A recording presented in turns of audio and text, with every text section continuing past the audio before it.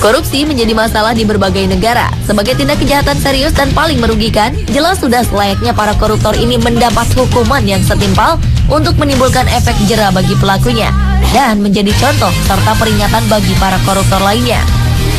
Untuk mengatasinya, masing-masing negara memiliki berbagai cara dan sanksi. Ada yang hukumannya cukup ringan, hanya beberapa tahun saja di penjara, seperti di Indonesia.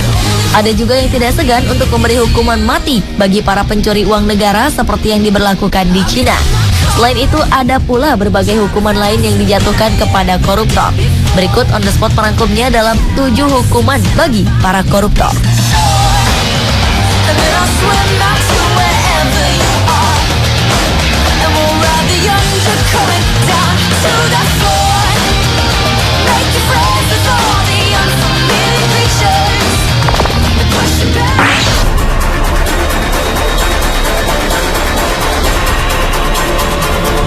Ulah demonstran Ukraina ini menjadi perhatian dunia. September 2014 lalu, mereka menggandeng politisi Vitaly Zurovsky menuju tempat sampah, lalu membuang sang politisi ke dalamnya. Vitaly tak mengalami cedera apapun. Namun, perasaan politisi ini terguncang hebat setelah sekelompok demonstran melemparnya ke tempat sampah besar di luar gedung parlemen Kiev. Awalnya, Vitaly berpakaian rapi, mengenakan kemeja putih dibalut jas hitam, menenteng tas kerja berwarna gelap, berjalan melewati kerumunan para pendemo. Video lainnya menunjukkan sekelompok pria berteriak ke arahnya, lalu melemparnya ke tempat sampah dengan bagian kepala terlebih dahulu. The emotions are running high because Parliament was set to vote on a vetting law, an anti-corruption, it's called lustration law, which people hope will be able to... Saat Vitaly meminta massa tenang, sebuah ban bekas dilempar ke dalam tempat sampah dan mengenai kepalanya. Seorang demonstran memegangi kepala Vitaly, mencegahnya agar tidak melarikan diri dari tempat sampah. Vitaly adalah mantan anggota partai mantan Presiden Viktor Yanukovych yang dilengsarkan paksa Februari lalu setelah menolak menandatangani Fakta Uni Eropa yang memicu protes di seluruh negeri. Ia juga tidak populer di kalangan pemilih setelah ia mengusulkan tindakan keras terhadap legislator anti pemerintah. Ia disebut-sebut sebagai politisi yang korup dan menjadi rezim pro-Rusia.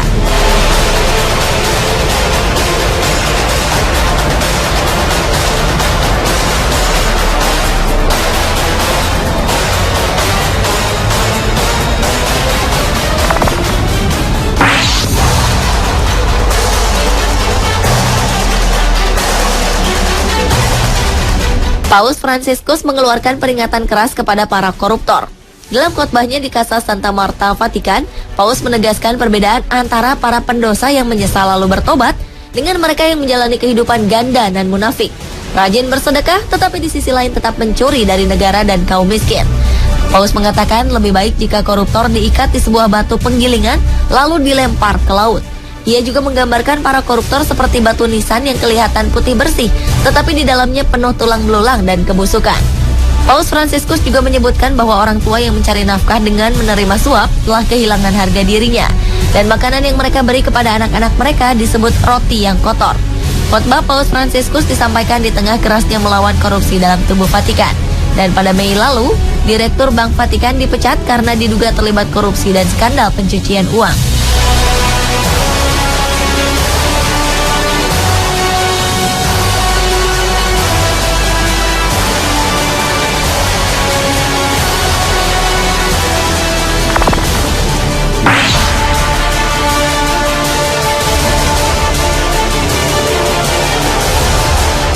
Lebih dari 900 orang termasuk para pejabat tinggi Malaysia yang dihukum karena kasus korupsi telah dicantumkan pada situs pemerintah. Para pelaku dipampang lengkap dengan foto-foto data pribadi dan sejarah kasus para pelaku. Database para pelaku korupsi dalam bahasa Melayu dan Inggris dipublikasikan di portal resmi Komisi Anti Korupsi Malaysia, MACC, untuk mengingatkan semua orang untuk tidak menerima atau memberi suap. Profil para pelaku korupsi dan suap ini mulai dibuat pada 1 Januari 2010 dan terus diperbaharui setiap 3 tahun sekali. Sebagian para pelaku korupsi tercatat sebagai politisi, pegawai negeri, pengusaha, wira swasta, ataupun anggota masyarakat biasa. Kronologis kasus setiap pelaku dicantumkan secara lengkap dan detail, termasuk besaran dana yang dikorupsi. Beberapa pelaku mengeluh bahwa database mereka yang disebarluaskan ke publik telah mempermalukan mereka. Namun pemerintah menegaskan bahwa masyarakat harus dididik akan seberapa seriusnya pelanggaran korupsi. Kira-kira seberapa panjang ya daftar pelaku korupsi di Indonesia jika dipampangkan seperti ini?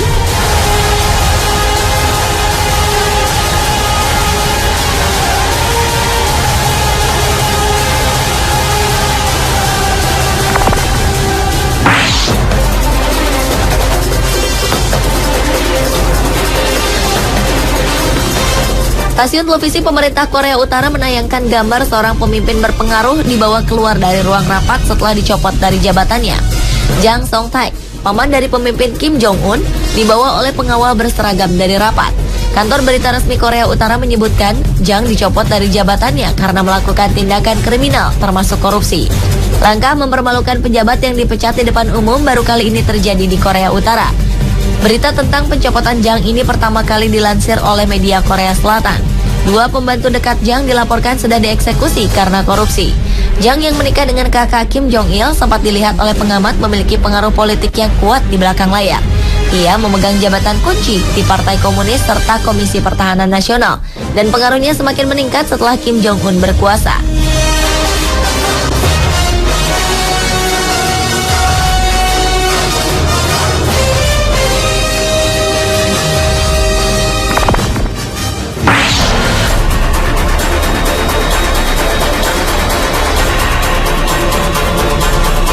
Keberhasilan Hong Kong dalam memberantas korupsi merupakan salah satu faktor pendukung pesatnya perkembangan perekonomian di negeri ini. Pada tahun 1960-an, negara ini termasuk negara paling korup dan terparah di dunia. Saking parahnya, seorang supir ambulans tidak akan mengantar pasien sebelum mendapatkan uang tip. 1973, negara ini mengambil langkah berani. Tanpa kecuali, seluruh polisi, hakim, dan jaksa dipecat, kemudian membentuk Komisi Pemberantasan Korupsi yang dinamakan Independent Commission Against Corruption. Sejak awal terbentuk, lembaga ICAC tidak pernah pandang bulu dalam memberantas korupsi, baik kasus korupsi besar maupun kecil. Selain menerapkan hukuman mati bagi para koruptor, pemerintah juga menciptakan efek malu dengan menangkap koruptor di muka umum. Wow, apakah bangsa kita perlu melakukan hal yang sama untuk bisa benar-benar bersih dari korupsi?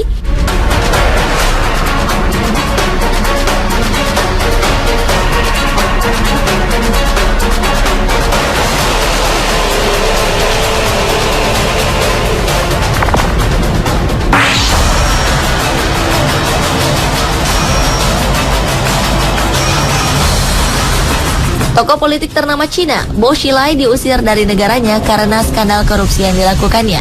Mantan pemimpin Partai Komunis ini dianggap telah mempermalukan seluruh negara dengan tindakannya. Selain diadili, ia juga tidak akan menerima penghargaan sebagai mantan orang tertinggi di Partai Komunis.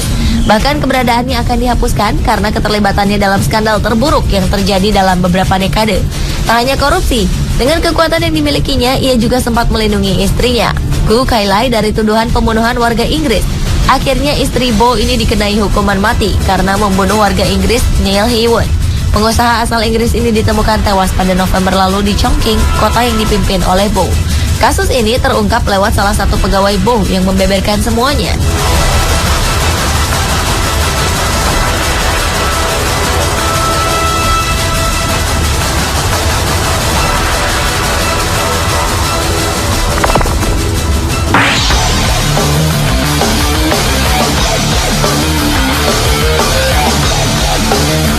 Manajemen Rumah Sakit Dr. Karyadi Semarang meminta salah seorang pasiennya yang juga terdakwa kasus dugaan korupsi, Satrio Teguh Subroto, untuk segera meninggalkan rumah sakit karena diduga memanfaatkannya untuk menghindari hukuman kurungan. Pejabat rumah sakit mengatakan bahwa Satrio telah dinyatakan sehat oleh dokter dan harus segera meninggalkan rumah sakit. Awalnya, terdakwa kasus dugaan korupsi proyek pengadaan taman di Jalan Ade Sucipto, Solo ini harus menjalani operasi. Setelahnya, kondisinya semakin membaik hingga ia dinyatakan sudah bisa pulang. Anehnya, Satrio selalu menolak dan tidak bersedia kembali ke tahanan. Pihak rumah sakit akhirnya memberi waktu 3 hari untuk ia menyiapkan kepulangannya dari rumah sakit. Jika tak kunjung keluar, maka pihak rumah sakit akan mematikan seluruh fasilitas di rumah sakit, termasuk listrik.